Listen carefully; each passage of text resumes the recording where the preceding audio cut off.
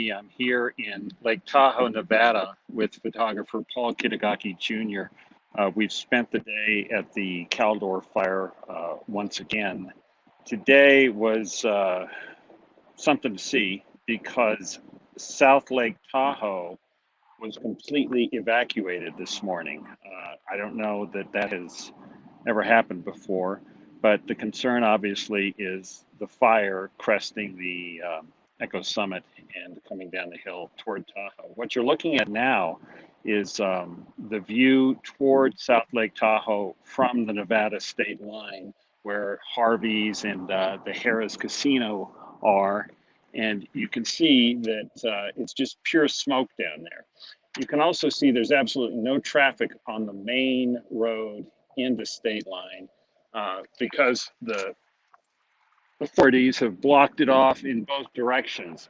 But at around 4 o'clock today, this was pure gridlock as thousands of evacuees from South Lake Tahoe, Myers, and other areas were fleeing under the evacuation order that most of them got around 10 o'clock this morning.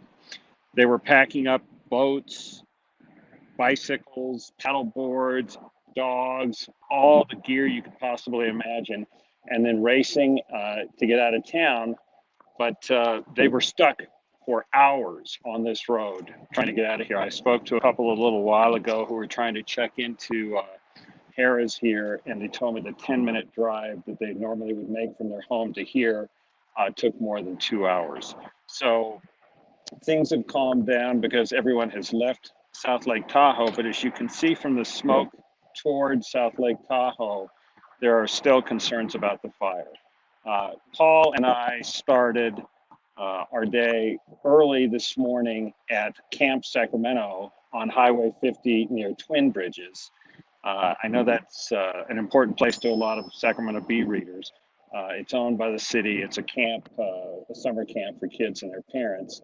And we got there and discovered that it had been saved by virtually, really a miracle.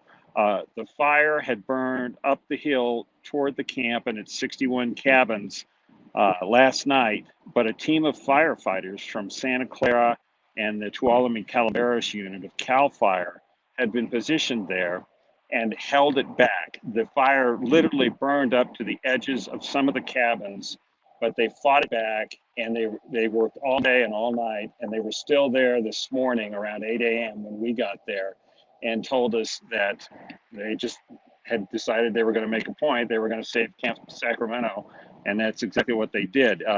Nothing burned. There were canvas pop-ups still in place, umbrellas still in place. There were still some flames and a lot of smoke, and they were just working away with their hatchets and hoses, trying to put everything out.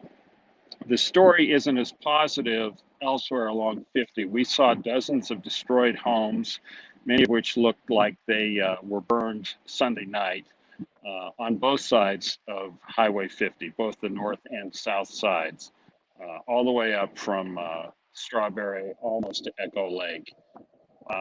Earlier today, it didn't look like the fire was doing a lot, but I can tell you the winds are picking up now. The firefighters had been bracing for these red flag warnings. They expected the winds to start at 11 a.m. today and go through 11 p.m. tomorrow, but the winds didn't really pick up until about around 2 o'clock. We were up on a hillside on the south side of Highway 50 where a number of homes had been destroyed. And we noticed the winds. When you get the winds coming up the hill, you see the smoke starting to pick up, and you see the flames starting to light, and you can tell that these guys are going to have a problem. Right now, South Lake Tahoe is still miles from the fire. When we started doing this, I don't know, Friday, it was still 13 miles away. It's probably closer now. It's probably closer to 10 miles away. I haven't seen an update from down there yet.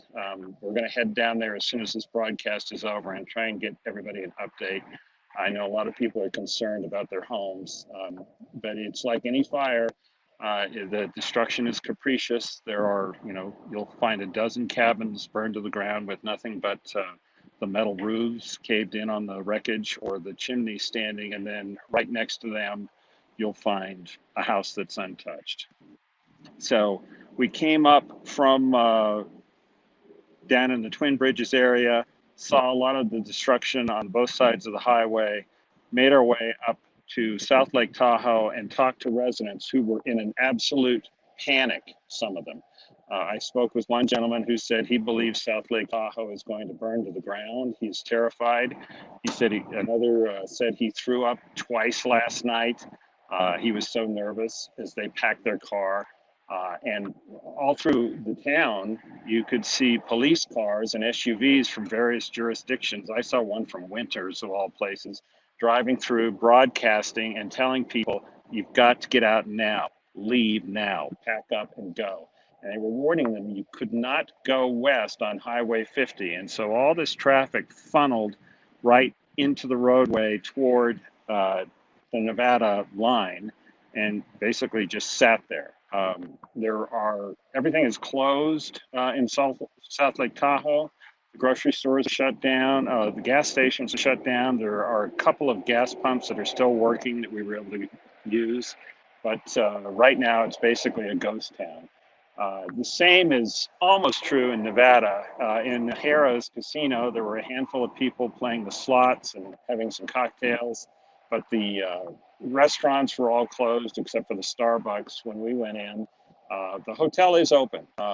It apparently is full. There are evacuees trying to get in here, but most of the others are heading off to Carson City or to Reno, wherever they can find a place to catch a break.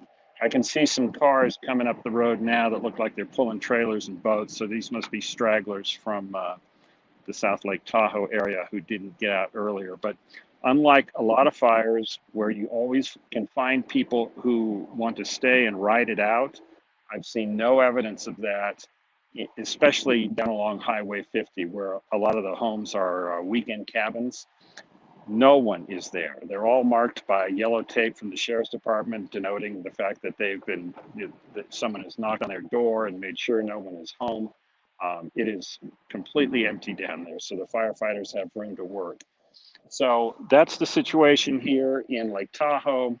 Paul and I are heading down to South Lake Tahoe and then down closer to the fire near Myers to see how close it has come to Echo Summit. We understand it is burning up in that direction again.